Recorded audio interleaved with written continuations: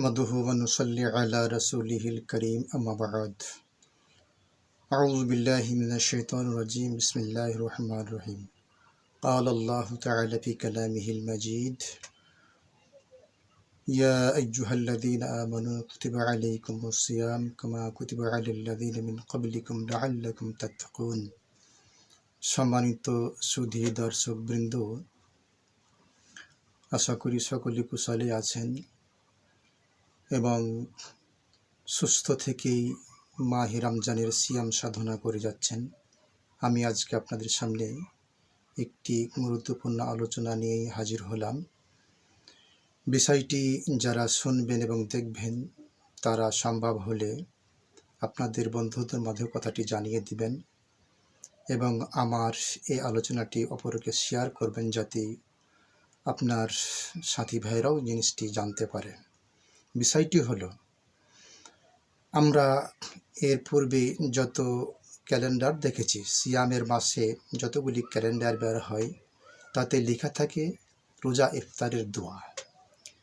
আমরা এটি আমাদের জ্ঞান হওয়া অবধি দেখে আসছি যে রোজা ইফতার একটি বহুল প্রচলিত দোয়া, সেটি হলো আল্লাহুম্মা লাকা সুমতু ওয়া আলা রিজকিকা আফতারতু।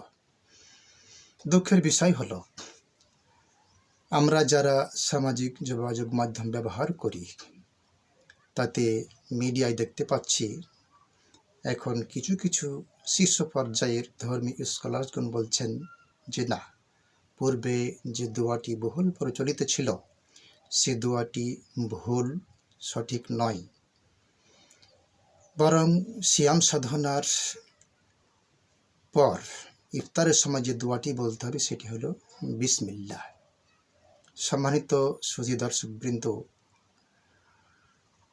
এখন কথা হলো, যদি রোজা হলো একটি ইবাদত, ইবাদতটি সমাপ্তির সময় যে দোয়াটি বলবো সেটি আমরা ইবাদতের একটি অংশ যদি ধরি, তাহলে ইবাদতের ক্ষেত্রে মহানবীর একটি কথার উদ্ধৃতি দিয়েই বলা হয় যে মহানবী সাল্লাল্লাহু আলাইহি ওয়াসাল্লাম রোজা ইফতারের সময় এই দোয়াটি বলেছেন, আমাদেরকেও বলতে হবে।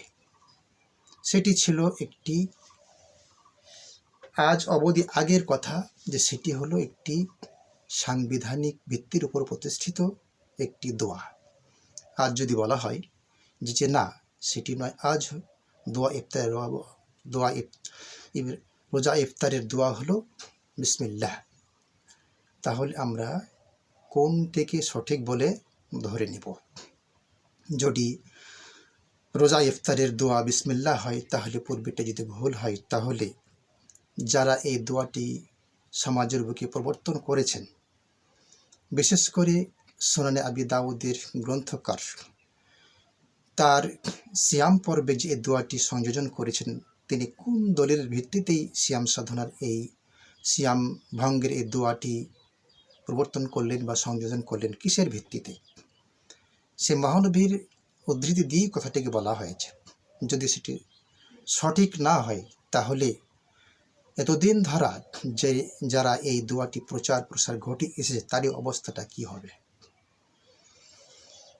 আর যদি বিসমিল্লাহ বলে রোজা ইফতার করার দোয়াটি যদি ভুল হয়, তাহলে যারা এখন এটিকে প্রচার এবং প্রসার করছেন এবং প্রতিষ্ঠিত করার চেষ্টা করছেন, তাহলে তাদের বা পরিণতি কী হবে? উভয় সংকট। সুতরাং এই বিষয়টি সমাধানের জন্য সকল ধর্মীয় স্কলারদের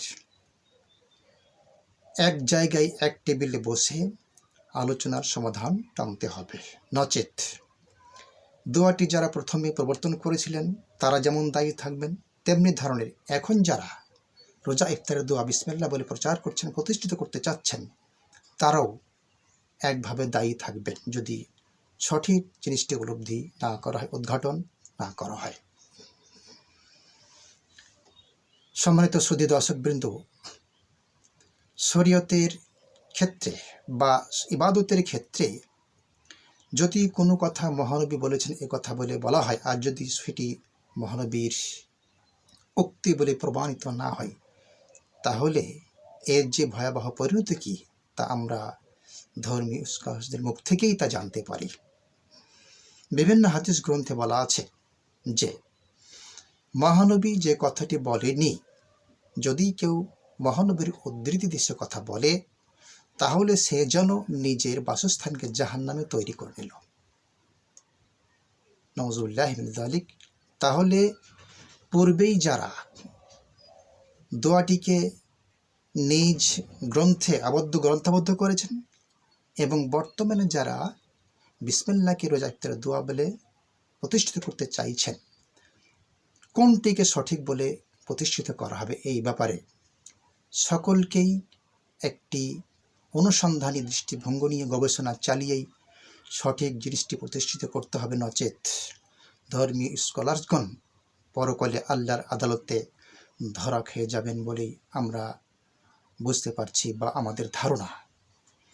সম্মানিত সুধী, আমি কথাটি বাড়াতে চাই না আর।